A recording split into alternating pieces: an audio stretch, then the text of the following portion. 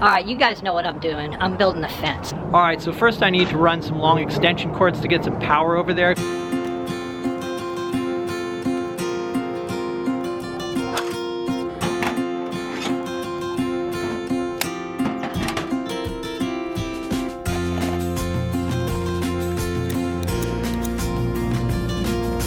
So I set the fence posts a couple months ago during the fall. So I've just got to put up the stringers and then the fence boards.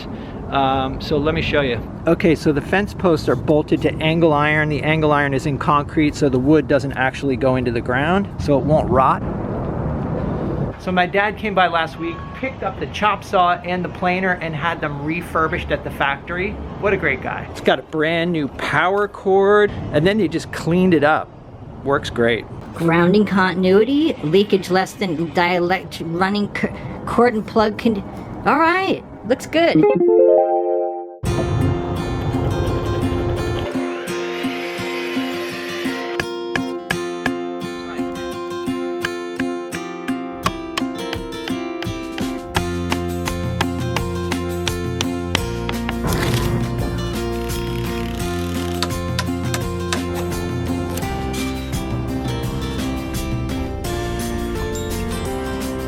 I guess whoever poured that pad put a little bit too much pigment in the mix. All right, so I'm on my way to Lowe's to get some 3.5-inch deck screws, and I need some galvanized nails to hold the fence boards in place. Here's the vintage table from yesterday's episode where we fixed the drawer. I think I got somebody, what the frick? People using impact drivers, very helpful, but very annoying. Somebody's gonna come by and pick this thing up. Okay, 3-inch deck screws, galvanized nails. A stick of butter and a loaf of bread.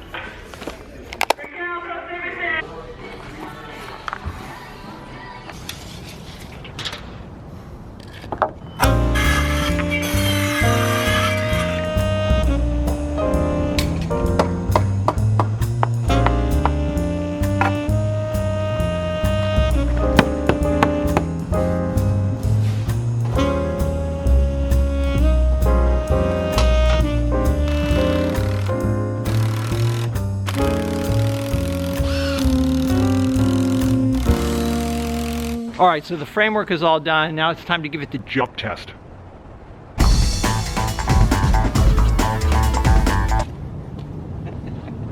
All right, so let me get you guys up to speed on the challenges here. Challenge number 1 is I've got about 9 feet worth of recycled wood, and I have to integrate that into this, into the fence without it being, you know, looking ugly. So that's problem number 1. Problem number 2 is I want the bottom to be, you know, a straight line, a straight cut along the bottom of the fence, but there's all this river rock. So typically, like if you were on dirt, you just set down a board and then you know, put all your boards on there, nail them up, and then cut the tops off. But being that the ground is so irregular, it's kind of a challenge. There were all of these problems that I didn't have solutions for in my head. You know, am I gonna make the top step down, or is it gonna be level? The thing is that it's always worse when you're thinking about it. Once you get into the process, then you start figuring it out. So really the best thing is to just jump in and do it. Quinoa, lentils, and cauliflower, and then I'm gonna top it off with an avocado.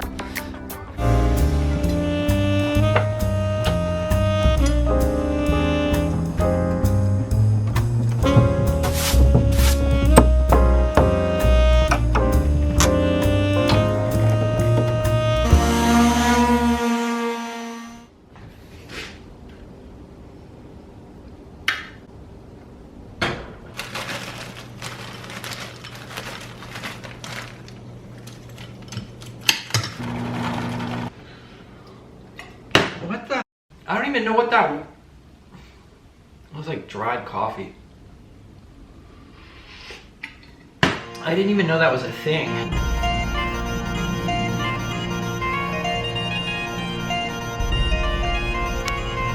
All right, so day 2 of fence building. All right, so I put all the recycled boards over to the left here, and then I started putting the new boards up. Again, the problem is trying to create a nice line along the bottom when I've got rocks to deal with. So I've been sliding this board along, trying to get sort of like an average level sort of surface here. All right, so another challenge is this angle iron mounted in cement was here, so I decided to use them, but I've got to cut away the back of the board so it sits flush to the post. Okay, so I need to remove this area. I got to go down about 1/4 inch.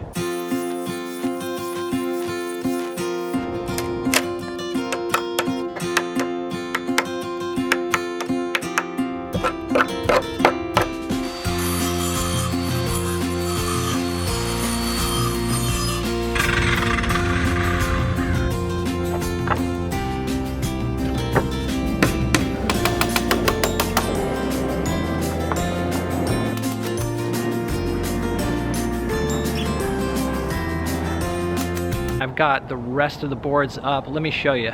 As I mentioned, I put some of the recycled boards at one end and then recycled boards at the other. So that track that I screwed to the front of the fence, that's gonna be my guide for cutting the top. So that's what I'm gonna do now.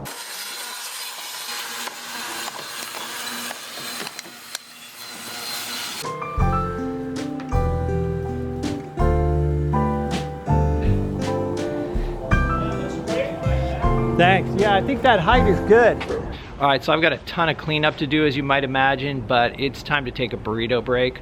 But as usual, thanks for hanging out, guys. I will see you in the next video.